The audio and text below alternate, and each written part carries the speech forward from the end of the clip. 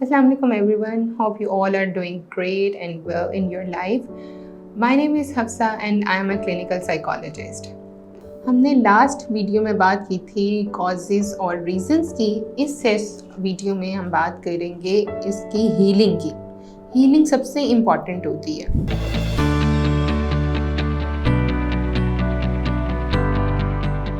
तो सबसे पहले अगर हम इसमें हीलिंग की बात करें तो मैं रिलेशनशिप पे बात करूँगी कि इसमें जो सडन डेथ्स होती हैं या सडन आपका जो ब्रेकअप होता है उससे निकलना लोगों के लिए बहुत ज़रूरी होता है।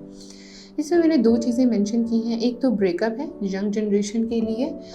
इसके बहुत ड्रास्टिक इम्पैक्ट्स भी होते हैं। लोग बहुत तरह के सिम्टम्स भी देख रहे होते हैं, अपनी डिस्टर्बेंस से भी गुजर रहे होते हैं, लाइफ डिस्टर्बेंस भी होती है, स्केड्यूल भी उनका चेंज हो जाता है और इस तरह की जो है वो प्रॉब्लम्स उनको फेस करनी पड़ रही होती हैं कि वो लाइफ डिससेटिस्फेक्शन फील कर रहे होते हैं।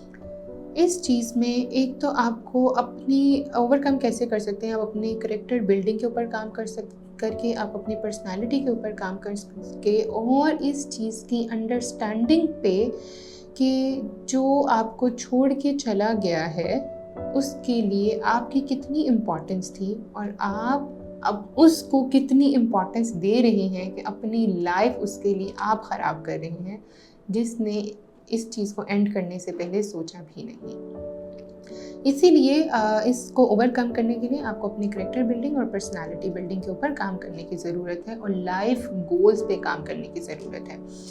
दूसरी चीज़ जो डेथ्स हैं अगर उसकी बात करें तो उसमें सडन डेथ है और एक नेचुरल डेथ हो जाती हैं, लेकिन उसमें भी सदमा जो है वो ऑलवेज देयर और ये एक ऐसी चीज़ है that is absolute and we can't change. तो अब इसकी हीलिंग पे क्या है कि आपकी अंडरस्टैंडिंग है और आपकी थोड़ी सी साइको एजुकेशन है कि आप इस चीज़ को अंडरस्टैंड किस तरह से करें और किस तरह से लेके चल रहे हैं। इसमें मैं सिर्फ एक छोटा सा इसमें ये कहूँगी कि देखिए, जाने वाले हमसे पहले चले गए और हम उनके बाद जाने वाले हैं। वक्त हम उन पे आया है और हम पे भी आएगा, तो क्यों ना इस वक्त को हम इस तरह से गुजारें कि वो काम जो हमसे पहले जाने वाले नहीं कर सके उनके हिस्से का हम ये काम करें। उनकी हिस्से की वो ज़िंदगी जो वो करना चाहते थे, वो काम जो वो करना चाहते थे, उनको अब हम पूरा करें और उनके हिस्से के ड्रीम्स हम फुलफ़िल करें। जाने वालों के लिए जाने वाले हम पे ये ज़िम्मेदारी छोड़ के जाते हैं। इस चीज़ को थोड़ा सा अंडरस्टैंड करने की ज़रूरत है।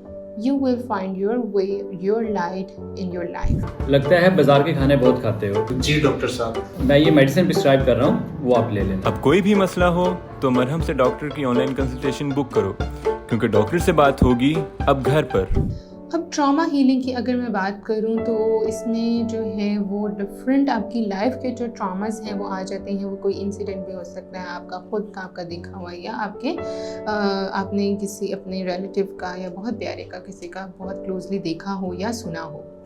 अब इसमें थोड़ा सा डीप डाउन जो है इसमें डिस्कशन की ज़रूरत है कि जब ये ट्रॉमा होता है हमेशा याद रखिएगा हमारे ब्रेन के 2 हिस्से हैं। एक हमारा कॉन्शियस माइंड है, right at the moment present memory जो होती है हमारी, जो मुझे पता है मैं अब कर रही हूँ, आपको पता है आप मुझे सुन रहे हैं, और हमारे इर्द गिर्द जितनी भी चीज़ें हैं।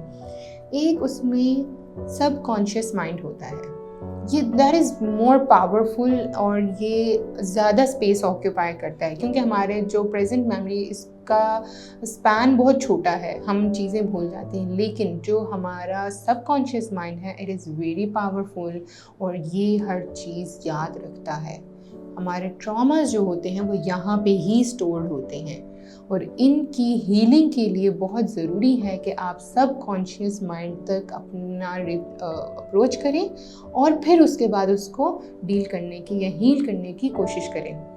अगर आप इस चीज़ को खुद से भी कर सकते हैं, इसमें कोई इशू नहीं है। हिप्नोसिस के थ्रू आप इस चीज़ को, अपने सबकॉन्शियस माइंड को एक्सेस कर सकते हैं और फिर अगर आप वहाँ पे जाकर आप अपने इस ट्रॉमा को डील करेंगे तो वो आपके लिए बेनिफिशियल रहेगा। लेकिन अगर आप खुद से नहीं कर पा रहे तो आप किसी भी साइकोलॉजिस्ट, सर्टिफाइड साइकोलॉजिस्ट के साथ आप कंसल्ट कर सकते हैं या जो हिप्नोथेरेपिस्ट हों आप उनके साथ कंसल्ट कर सकते हैं।